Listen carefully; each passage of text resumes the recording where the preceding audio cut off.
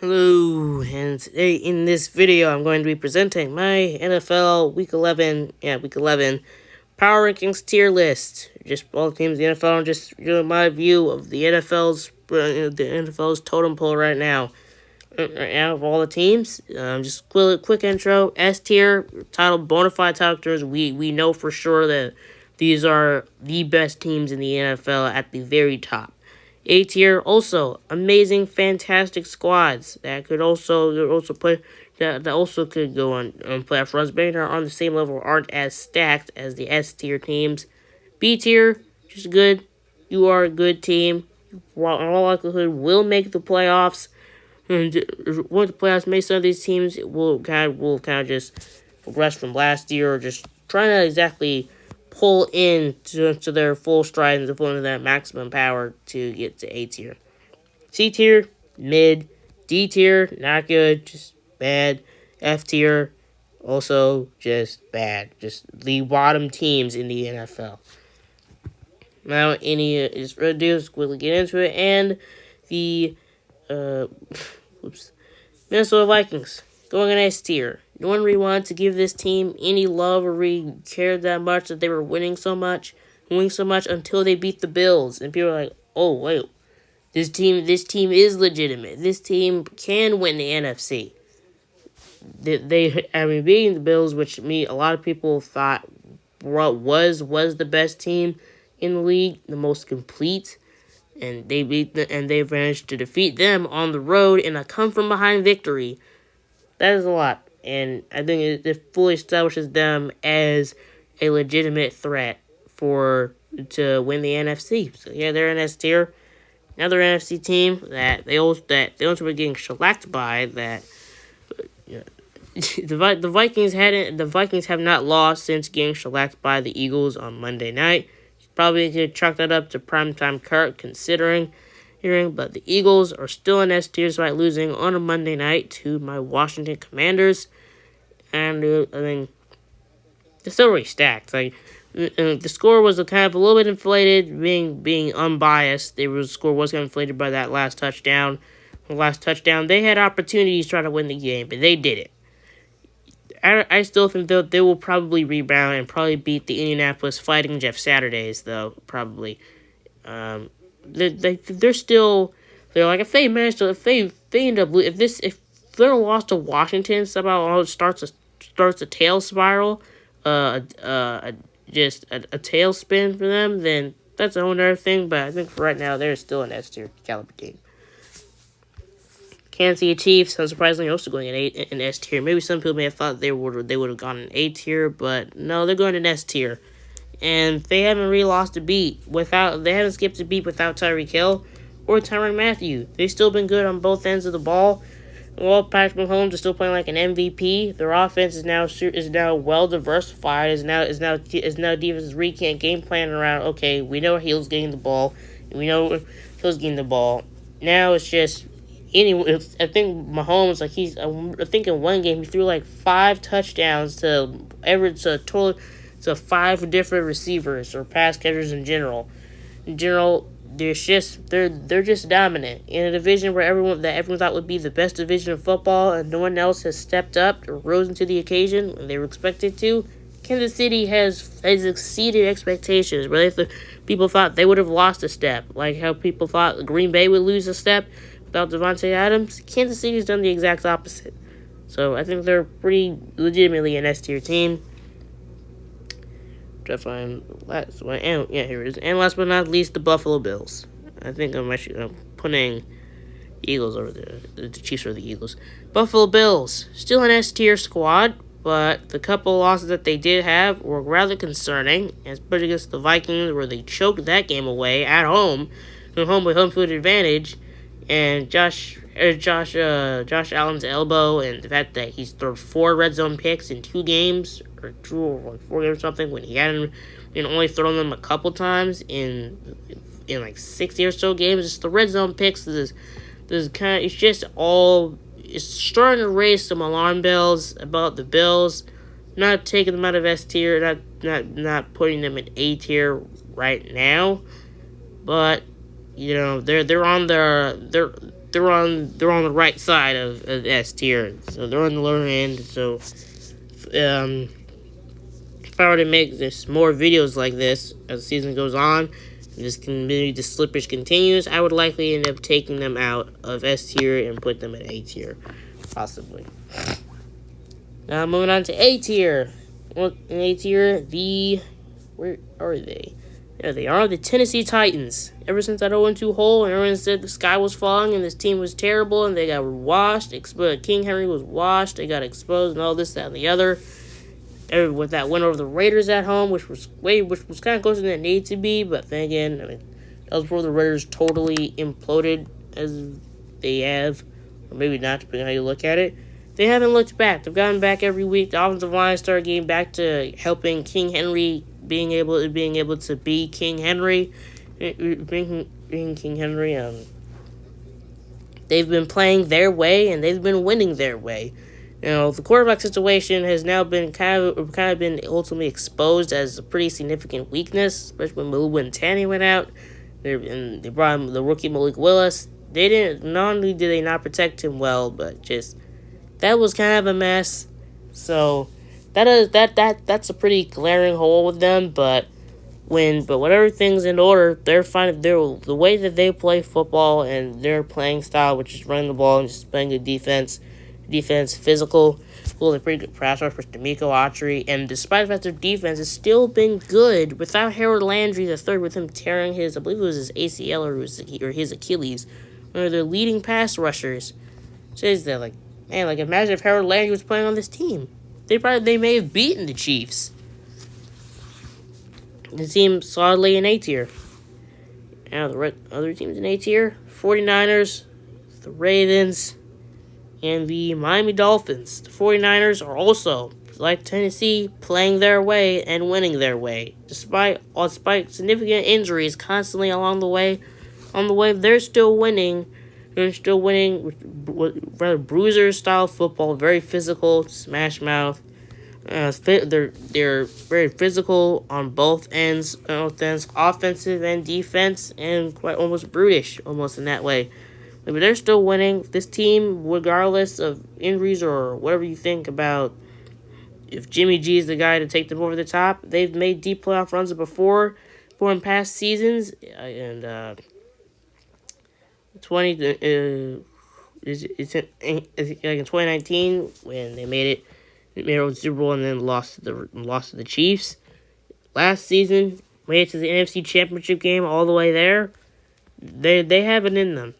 They have the potential to do that. Now, they've still got some injuries, but the fact that they added Christian McCaffrey just add another wrinkle to that offense. I think it's still an A-tier team. Baltimore also kind of winning their way. Also a very physical defense. The defense is running the ball, even with J.K. Dobbins out for a while. Lamar's being Lamar, and that's really all that matters. He's going for that bag. He bet on himself. He wanted the contract done earlier, but you kind of view it as betting on himself in a way. But they're still doing it, even with Lamar having really no wide receivers. He's still finding ways to just wow us every week. So yeah, they're an A tier.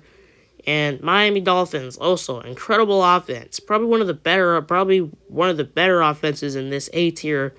In this A tier with Tyreek Hill and Jalen Waddle. Tyreek Hill probably arguably an MVP candidate right now. In all honesty, we're being looked at because the way the quarterback play has been not great. Their offense is just everything fits and complements each other, and it's a wonderful harmony, all conducted by Mike McDaniels. And Tua is healthy, they're winning. I think a lot of people stopped paying attention to them after Tua got hurt. But they're 7-3. They're the second seed in the AFC, and they're on top of the AFC East. So this team is legitimately A tier. The defense was a little bit iffy. They did get Bradley Chubb, which was a huge add. They lost Xavier Howard. I think he's either out for the season or is still going to be out for a while. I forgot what injury he got, but I think this team's still legitimately A tier. This team isn't higher in A tier because of the defense again, but it's not an A tier team, in my opinion. in the B tier, or actually, let's get some of the bottom feeders out the way. Carolina Panthers, F tier. It pains me, but Carolina has to go on F tier. They had higher expectations. I mean, I don't expect it to be great or anything, but really, like, I saw like some poll on Reddit, and it was like, yeah, this team should probably good. You think this team can make the playoffs? And they're like, yeah, but the quarterback situation has been just a mess. Matt Rule getting fired this season, plays for Steve Wilkes. The fire sale, trading Christian McCaffrey and Robbie Anderson. It's just been a total whirlwind of a year, and I think they're trying to get Bryce Young. Yes, to say, like, none of them are going to admit to it because they're not trying to lose their jobs, but it's pretty obvious at this point. The defense, underrated, doesn't really have some of the bigger names, maybe some other teams that were in similar positions to Carolina with great defenses but not so great offenses with all the offensive issues. But they're an F tier. Like, they can't get over the hump. All three of their wins that come against NFC South division rivals at home, and none else. So they don't have any more divisional games. Again, they don't have any more divisional games at home. So that's probably a wrap at this point. But yeah, they're F tier. It's sad, but you know, it is what it is. Chicago Bears also F tier. Pretty self-explanatory. They blew up their defense at the trade deadline. From the trade deadline, Fields has broken out though when they got Chase Claypool. Who used, I think, the pick they got from Baltimore, the Roquan Smith trade. They then used to get Claypool out of Pittsburgh. He's pretty good, and Fields is breaking out. Might want to put them over the Panthers, but I'm not really gonna feel. I don't really feel like the team just it's not great. They're rebuilding, but this is one of the better rebuilds in the NFL compared to some other ones. But yeah, just F tier. Now back up to B tier. We got the Seattle Seahawks. Everyone knows this. Geno Smith has been playing like an MVP. Lockett and Metcalf have been them. Will Disley is still there. Kobe Parkinson's developed. Even when Rashad Penny went out for the year, Kenneth Walker has picked up where Penny left off, and they've still been amazing offensively. Geno Smith, I'm not sure if he is still right now, but I believe. I don't think anything's changed. He is the most accurate quarterback in the NFL statistically. We're just going off of completion percentage. So, if the defense could just consistently pick up and not be bad, this team may be an A tier, but they're not there yet. The defense is still kind of fledgling. They do have the bright defensive back pairing of Tariq Woolen and Quandre Diggs to look forward to also, but like. They can't. They haven't defended the run well. I don't think they've really been able to get much pass rush that I recall. And two of the best linebackers have both dealt with injuries. Jamal Adams is out since week 1. Jordan Brooks, I'm not sure how long he's going to be out. But yeah, they're in B tier. And even in B tier, Cincinnati Bengals. Why are they not in A tier? Because, well, they haven't really picked up their stride fully. They haven't really been at the peak of their powers really consistently. They've always kind of been starting to rev up and then had a couple stumbles, had a couple hiccups along the way. And Jamar Chase is still out. He's going to be out for a while more. So, you can never count Cincinnati out in any game.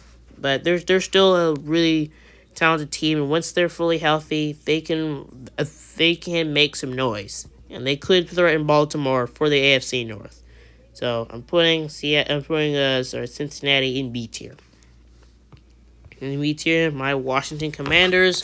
Commanders silently going on a tear since that 1-4 start. They beat the Bears. They beat the Colts, the Packers, lost to the Vikings in heartbreaking fashion. And then on Monday Night Football in prime time, dethroned another undefeated team. Second time in 2 years that's happened. First time in 2020 against the Steelers. But they did that again, and in impressive fashion, dominating possession, exploiting Philadelphia's only real weakness, which was defending the run, and they milked that. They killed the clock. clock. They dominated time possession. Like they had, Washington had 40 had the ball 40 minutes for 40 minutes, while Philadelphia only had it for like 19 and a half minutes. Basically, just they took it to them. They took it right to them, and their pass rush has been elite. They had I think going into this game they had the third highest pressure rate, and pressure rate also racked up a ton of sacks. And now Chase Young is coming back. He's going to be activated and is likely going to play next week against the Texans. Against Texans, that should be an easy win. And then they would be 6-5. This team has a legitimate shot at the playoffs. They've got all the momentum right in their way, despite all the adversity and stuff going on off the field, off the field, and bonding with his own personal tragedy with the loss of his mom. And they found a way to overcome all of that. This team has been seriously underrated. They've got playmakers on offense and defense. They've got one of the best punters in the NFL. I know that's probably kind of random, but he's Tress Way. He is a him. And Joey Slay's pretty good. Also, they're great at everything. They're pretty good at everything. You know, the offense has its flaws, but we got the grit. They've got what it takes to make the playoffs, and they have it. The remaining schedule is kind of favorable, decently favorable. So yeah, they're in B tier. I don't think that's really biased, really. They're at the Dallas Cowboys. The Cowboys just choked a 2-possession ball game to the Packers. Packers in embarrassing fashion. I mean, the Dallas Cowboys, the Dallas Cowboys early on in the season were the story of the NFL with Cooper Rush and the whole rush hour thing. When it seemed that their season was over with what was projected to be Dak's timetable, and they rallied, and they found a way to rally and just be really good. They didn't lose until they ran to the Eagles on Sunday night, who were just the best team at the time. And the defense has been great. Micah Parsons, DeMarcus Lawrence, Trayvon Diggs, and it's just they also are a pretty good, talented team. Will they show up in the playoffs? Probably not.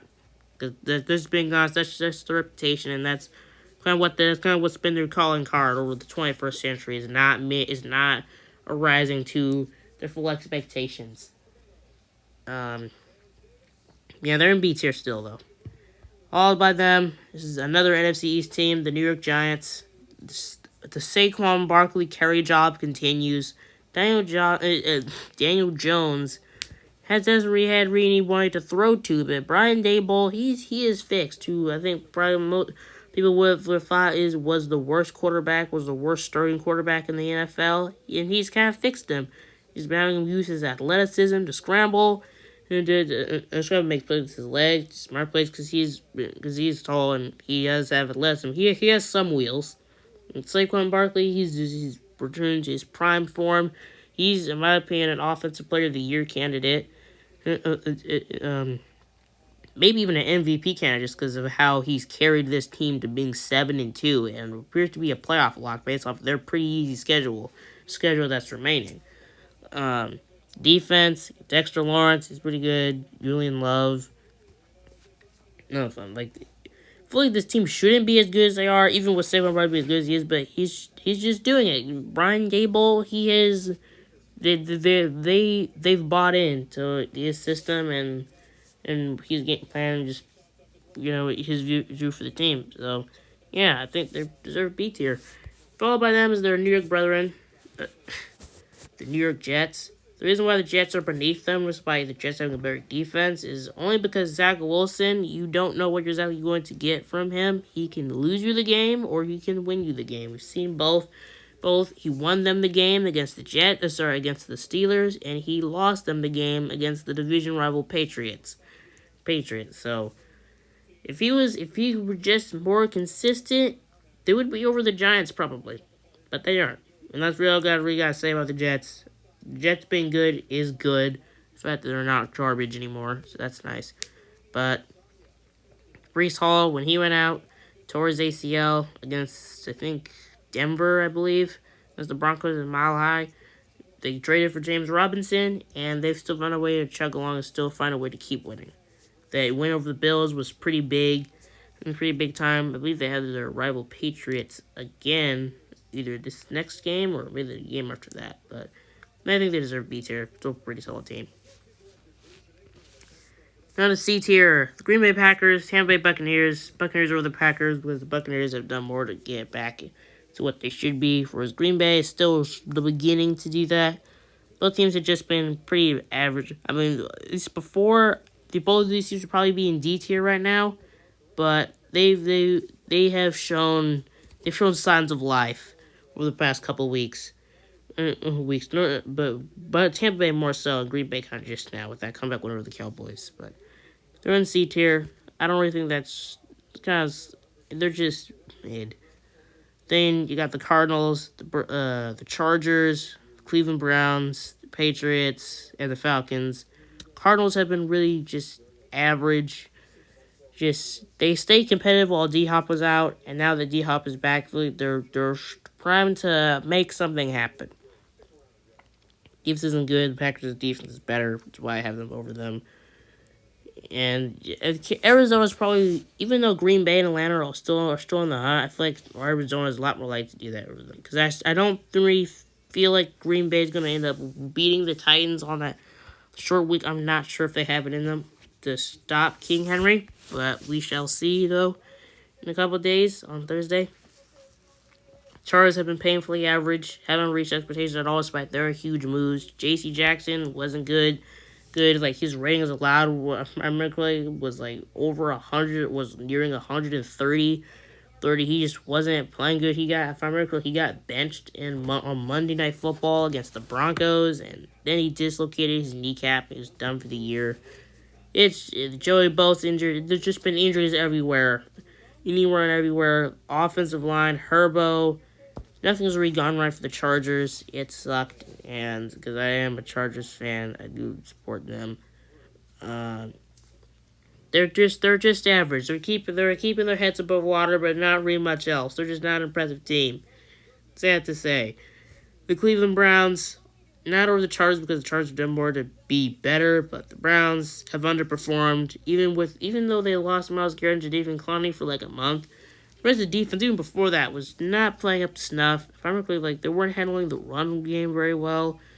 They weren't defending the run well, and it's just been underwhelming defensively for them, and that hasn't really helped them. Jacoby Brissett has been good, but also not good at the same time at times. Inconsistent. They just feed Nick Chubb the freaking ball. Just give him the ball. Give him 20-plus carries, and odds are you're going to win. In the games. That's the winning formula. I don't know what's going to take for Kevin Stefanski to constantly realize that. But here's what it is. The Patriots, I'm not going to put the Falcons over them because I feel like the Falcons have kind of maybe earned their wins more than New England. New England's had more fluky wins, whereas the Falcons have just been a team that they've just been catching teams off guard. They could be 5-5 right now. They almost beat Los Angeles.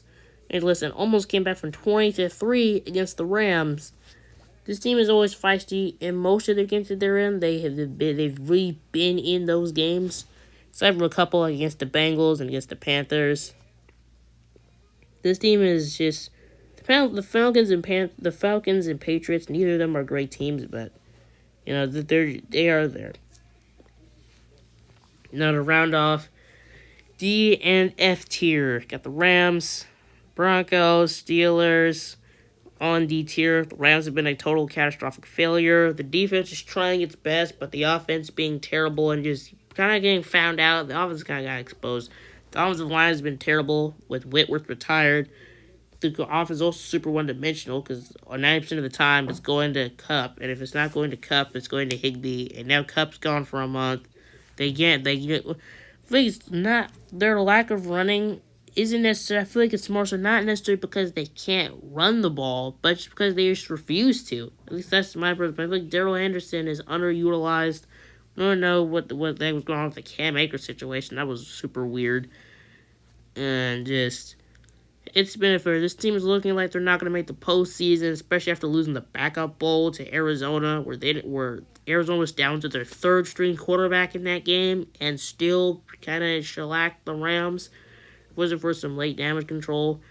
So yeah, just bad. Also, the Broncos have been a total failure. The Russ experiment, I can't even call it an experiment because they were pretty committed to it because they gave him that fat extension going into the season, like a week before the season even started, which I thought was kind of odd. That's been bad. The defense has been lights out. The offense has been horrible. They're like one of the lowest scoring teams in the NFL. I think they might be like dead last or like bottom three in scoring. It's just terrible in Denver. Pittsburgh, they got TJ Watt back. Kenny Pickett's looking better. Even though they traded Chase Claypool, hopefully they have more hope. And Mike Tomlin's going to probably find a way to get this team a couple more wins. Maybe 5 or 6 wins, maybe by when it's all said and done, I think. Which is why they're not in F tier. Indianapolis Colts, the Indianapolis Fighting Jeff Saturdays. They look galvanized by having just they look like they're hyped for football again. Like they wanna they run through a wall for him. They look like they've got a second win. They're excited. They're re-energized, rejuvenated with Jeff Saturday there, regardless of whether or not he deserves to be hired or not. But they're doing it. So I'm not putting them in F tier yet. They're only 4-5-1. They're probably. I think they will finish around 500. They're not going to make the postseason, but they won't be exactly at the bottom. We'll see if that ages badly or not. But yeah, and then the rest. All these remaining teams are in F tier. The Raiders, the Saints, Jaguars, Lions, last but not least the Houston Texans, or actually the last and also the least the Houston Texans. The Raiders have been horrible with bringing Josh McDaniels and with Devontae Adams. Devontae Adams actually hasn't been bad himself, but just the team has been losing, constantly choking. Chandler Jones has been a horrible signing as he has not done anything since coming to Vegas really at all. The Saints were looking like also to be maybe like a dark horse contender, but the quarterback situation killed them because Jameis Winston, without Sean Payton around, reverted back to being vintage Winston, and Andy Dalton hasn't been good either, and the defense has underperformed, and like Michael Thomas, Jarvis Landry, and Alvin Kamara have all missed considerable time, and the Jaguars are trying to rebuild. All these other teams are rebuilding. They're at some form stage of a rebuild, so obviously they're going to be in F tier. They're not at where Pittsburgh is right now. Pittsburgh has a defense where the rest of the team is kind of lagging behind. Honestly, that's where they're trying to rebuild. Jacksonville, their young defense is also promising. They're not like anything like Pittsburgh's defense or Indianapolis is. Kind of reasons why all these other teams that are in D tier are in D tier, not F tier. Houston is by far the worst team in the NFL, without a doubt. Detroit, I don't know why everyone was trying to gas up the Lions so much in preseason. I saw predictions of like 5 to 7 wins, and I was like, what did they even do other than draft Hutchinson? Like Jameson Williams is gonna miss half the season anyways, of that torn ACL. Really think like all that is gonna all of a sudden make them a 7-win team? Like, this team is good. Jared Goff is their quarterback, and after the first 4 weeks, they were like the highest scoring team in the NFL. They fell back to the mean. They got exposed, I guess, and they did just get a pretty big win over the Lions. They've been in a lot of close games, but have not been able to convert those games in the Dan Campbell era. Good for the Lions, but I feel like I'm actually going to put the Raiders lower, because the way it's been has been catastrophic. So, but yeah, that's my tier list. That's my tier list power rankings of the NFL through going into week 11. Please share your opinions and what you thought of it down below. Also, like, subscribe, just comment about it. It increases interaction and makes this video like get more traction in the algorithm. So yeah, please do that. That's all I have to say. I don't have much of an outro, but yeah, see you all next time.